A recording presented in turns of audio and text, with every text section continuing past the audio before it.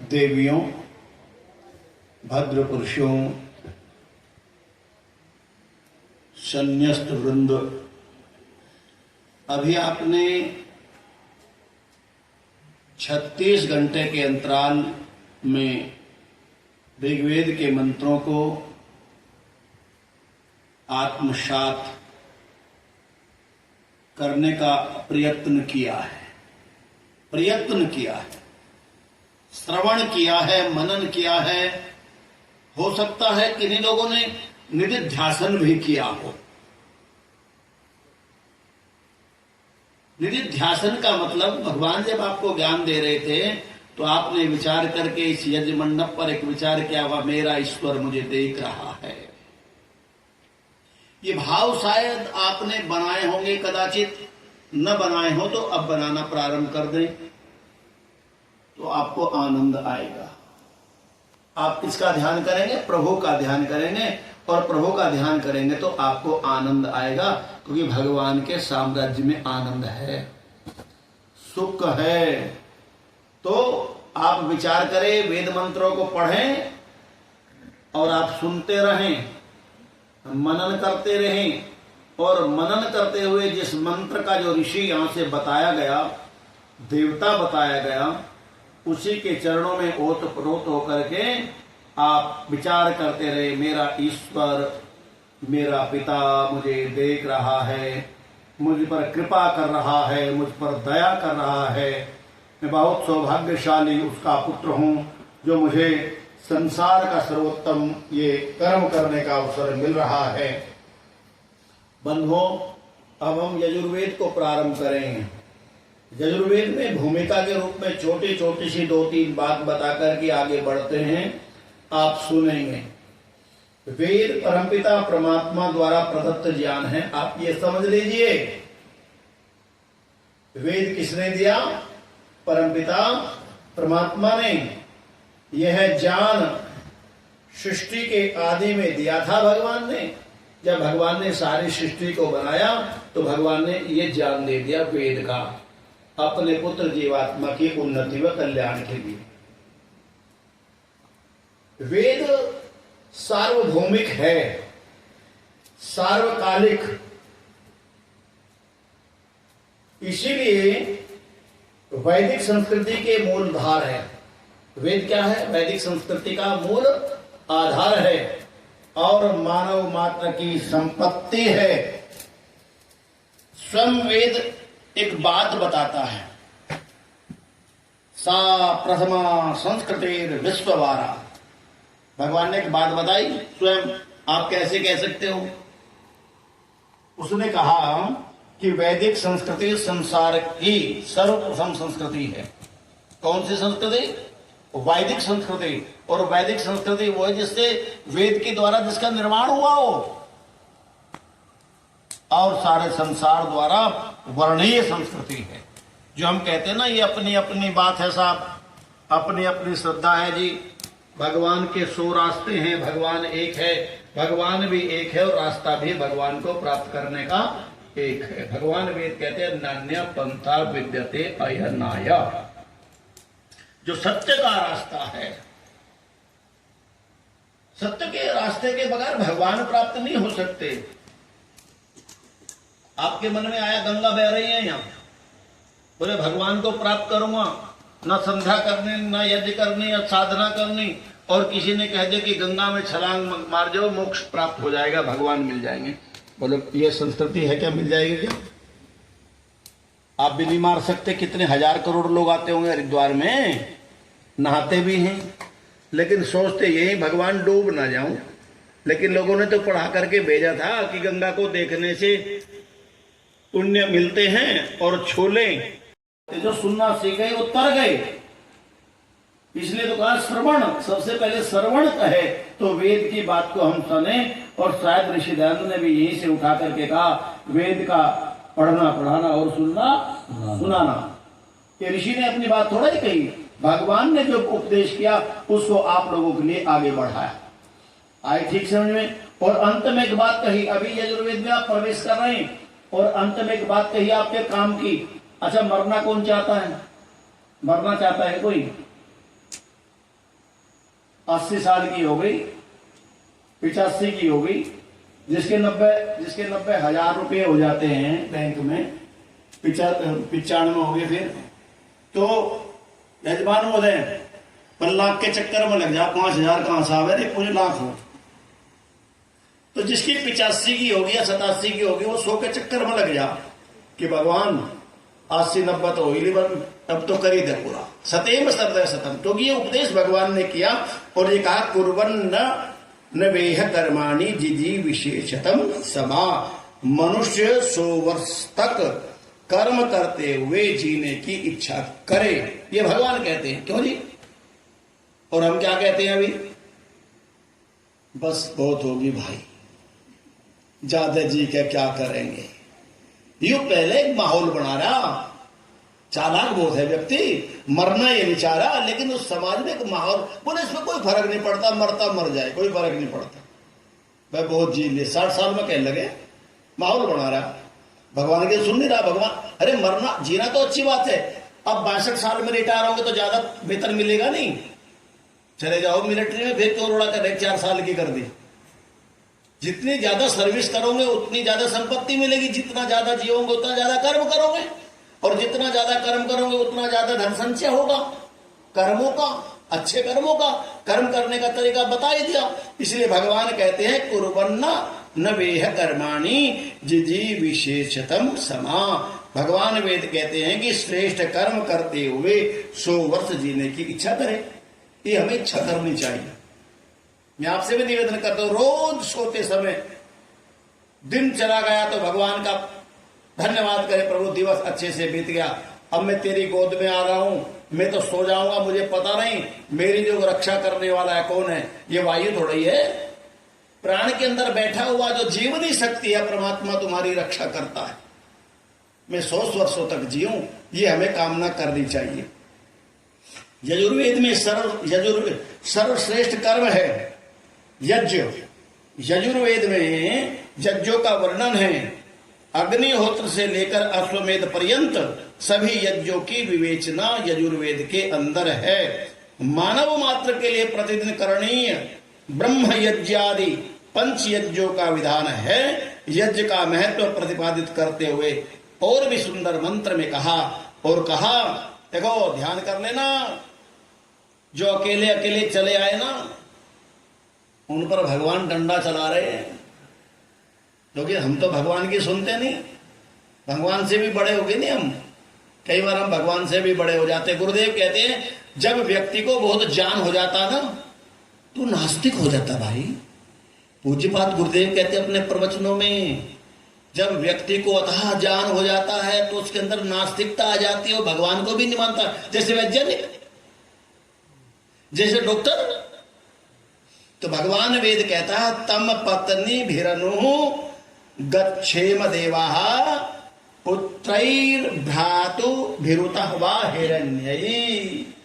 ये भगवान यजुर्वेद 15वें अध्याय के 50वें मंत्र में कहते हैं, हे विद्वानों, हम पत्नी पुत्र भाई और धन से सहित यज्ञों का अनुष्ठान करें। हम क्या कहें, चल तू क्या करेंगे, मैं ही हुआ है, तू क्या करेगी, तू यही रहो, जिस दिन कांटा कट जा जब याद आवे तो क्या करेगी। तो भगवान ओम ओम ओम ओम भगवान कहते हैं कि हे विद्वानों, विद्वानों के लिए विद्वान भी बोलते, मैं तो भाई कहूं, अब कोई बात ना मानना, मैं तो अपना फर्ज पूरा कर रहा। कल तो देख रहा मैं केले केले बैठे, ऐसा थोड़ी चलाएगा काम, पार्टी बना ली। हे विद्वानों, हम पत्नी पुत्र भाई और धन के सहित यज्ञों का अनुष्ठान करें, ये बात कही यजुर्वेद में। और आगे जानते हो, लंबी बात है कि यज्ञ शब्द बहुत विस्तृत अर्थों का वाचक है। यज्ञ से जहां अग्निहोत्र का ग्रहण है वहां परोपकार के समस्त कर्म भी यज्ञ की परिधि में आते हैं। परोपकार, दूसरों का उपकार करना, इस पर चढ़ाए गए पदार्थों के, अच्छा इसके अंतर्गत आते हैं। महर्षि दयानंद की दृष्टि में महर्षि दयानंद की दृष्टि में जितना भी कला कौशल है वह उद्योग धंधे हैं, वह भी यज्ञ है। किसान खेती करता है तो यज्ञ करता है। एक बार पूज्यपाद गुरुदेव ने आश्रम में कुछ बच्चे इकट्ठे थे, उन्होंने कहा बच्चों बालकों ये बताओ यज्ञ बड़ा है कि काम? सब बच्चे बोले, हम भी बोले जी यज्ञ बड़ा है। बोले एक बात तो बताओ, काम बिगड़ गया तो यज्ञ कैसे करूंगा? तो उन्होंने कहा काम भी करो, अगर काम ना करते तो घी कहां से खरीदोगे बताओ, सामग्री कहां से खरीदोगे? शिवजी महाराज तो दे नहीं, अगली जगह डम डम डम डम, काम तो करना पड़ेगा। तो कहा कि महर्षि राम जी कहते हैं कि कला कौशल और उद्योग धंधे भी यज्ञ है। इसमें एक बात कही देखो, यज्ञ शब्द का अर्थ है देव पूजा, संगतिकरण और दान। देवों के देव, देवों के देव महादेव, देवों के देव महादेव। और महादेव की कथा बड़ी प्रचलित है। बोले शिवलिंग, शिवलिंग नहीं महादेव। स्त्रियों को तो इसका देखना भी पाप है, लेकिन ये सब जाति कहते इस पर चढ़ाए गए पदार्थों के खाने का भी निषेध है। परमपिता परमात्मा की उपासना, बड़े माता पिता आचार्यों का सम्मान करना यज्ञ है। देखो हो गया नहीं, घर में चारपाई पर बैठे बैठे ही, और गांव के लोग कितनी बढ़िया बात कहते हैं, आओ बैठो, आओ बैठो, पियो पानी, सम्मान हो गया नहीं। और तीनों चीज मोल नहीं लानी, यज्ञ हो गया। तो कहा परमपिता परमात्मा की उपासना, बड़े माता पिता आचार्यों का सम्मान करना यज्ञ है। और बराबर वालों का क्या करे? बोले बराबर वालों के साथ स्नेह का व्यवहार करके उनके साथ उठना बैठना। हमारे पास तो ऐसे है, मैं बट्ठूस के साथ, क्यों जी जगत सिंह जी? हाँ वो देखे इसके साथ में बट्ठू। बराबर वालों के साथ उठना बैठना और अपने छोटों के साथ क्या करना? छोटों को देना भी यज्ञ है। छोटे बच्चे घर में आए, जब छोटे छोटे बच्चे घर से चले तो आप क्या दो? जब आओ तो उनके लिए कुछ लेके आओ, और जब चलो तो 5 रुपए दे दिए, 10 दे दिए। तो छोटों को देना, बराबर वालों के साथ में बैठना, भगवान का भजन करना और बड़े लोगों का क्या करना? सत्कार करना भी यज्ञ है। ये यजुर्वेद बता रहा है। चर्चा लंबी ना हो जाए तो प्रकरण को शांत करूं।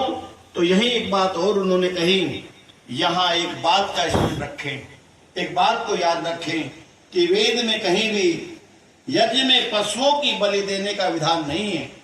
आपने देखा होगा नहीं, बीच काल में पशुओं की बलि यज्ञ में दी जाने लगी, जिसको अश्वमेध कह दिया, अजामेध कह दिया, नरमेध कह दिया। इसके अर्थ को समझा नहीं और मांस की आहुति यज्ञ में देना प्रारंभ कर दिया। तो कहा कि वेद में कहीं इस प्रकार का विधान नहीं है। वेद में तो पशुओं के पालने, उनकी रक्षा करने, उन्हें न मारने का विधान है। वेद में कहा है माम हिंसे, अर्थात गाय को मत मारो। जब ये कहा कि गाय को मत मारो तो गोमेद की भाषा, गोमेद के अर्थ को तुम समझ नहीं रहे। अरे गो नाम राजा का है और मेद नाम प्रजा का है। जब राजा और प्रजा मिलकर के याग करती है कल्याण के लिए, वो गोमेद है। गो जिह्वा को भी कहते हैं।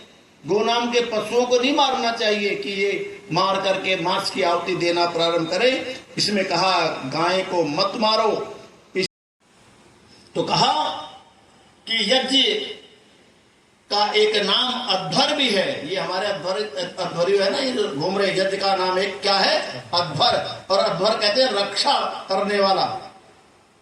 और यदि अब हम हिंसा कर रहे हैं तो रक्षा कहां हुई? तो यज्ञ का एक नाम अध्वर भी है, अर्थात हिंसा जिसमें भी है। फिर यज्ञों में पशु बलि का विधान कैसे हो सकता है? तो ये सब तो जो हमारे एक वामपंथी लोग रहे हैं उनकी लीला है, उन्होंने रचा है ये सब। इसलिए भगवान वेद कहते हैं कि तुम पशुओं को पालो, उनकी रक्षा करो, और यज्ञों के अतिरिक्त अनेक प्रकार का ज्ञान विज्ञान वेद में भरा पड़ा हुआ है।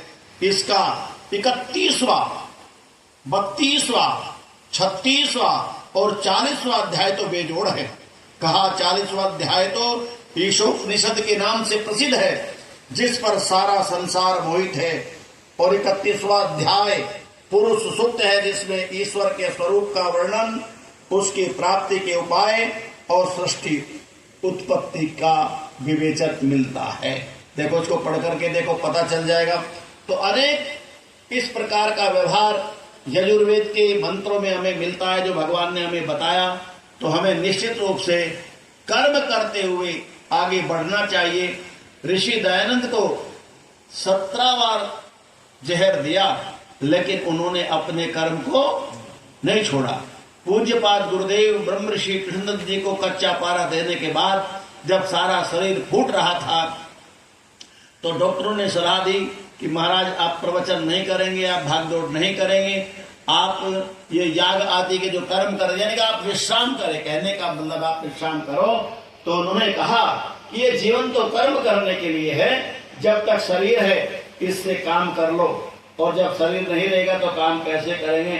क्योंकि यजुर्वेद कहता है कि हम आए हैं काम करने के लिए, तो हम निकम्मे, निठल्ले, आलसी, धूर्त होकर के अपने जीवन को यापन न करें, क्योंकि उससे कहीं हमें कुछ मिलने वाला नहीं है। तो हम पुरुषार्थी हो, कर्म करें। ये भगवान यजुर्वेद आपको कहता है। जिस वेद के मंत्र को हम प्रारंभ करेंगे, उस वेद के मंत्र का ऋषि है प्रमेष्ठि प्रजापति। प्रमेष्ठि प्रजापति, और प्रमेष्ठि उसको कहते हैं जो परम में स्थित हो गया, उसको क्या कहते हैं? प्रमेष्ठि। आप भी प्रमेष्ठि बनना चाहते हो तो देख लो, भगवान यजुर्वेद में कहते हैं कि, और हाँ, देवता इसका सविता है, कि यदि तुम भी प्रमेष्ठि बनना चाहते हो तो यजुर्वेद के अंदर 13 बातें बताई हैं। उन 13 बातों को अपने जीवन में अपना करके आप आगे बढ़ो, तो निश्चित रूप से तुम्हारा कल्याण हो जाएगा।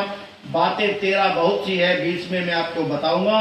भाव यह है कि जीव प्रभु से प्रेरणा मांगता है, जीव प्रभु से प्रेरणा मांगता है। अच्छा, एक बात बताओ, जब हमारा कोई काम नहीं होता, आप मन के कोने में बैठ करके किससे प्रार्थना करते हो? मांगते हो नहीं परमात्मा से, कि जीवात्मा से मैं परमात्मा से ही मांगता है। प्रभु उसे 13 वाक्यों में बड़ी सुंदर प्रेरणा देते हैं। इस प्रेरणा को अपनाने से जीव प्रमेष्ठि बन जाता है।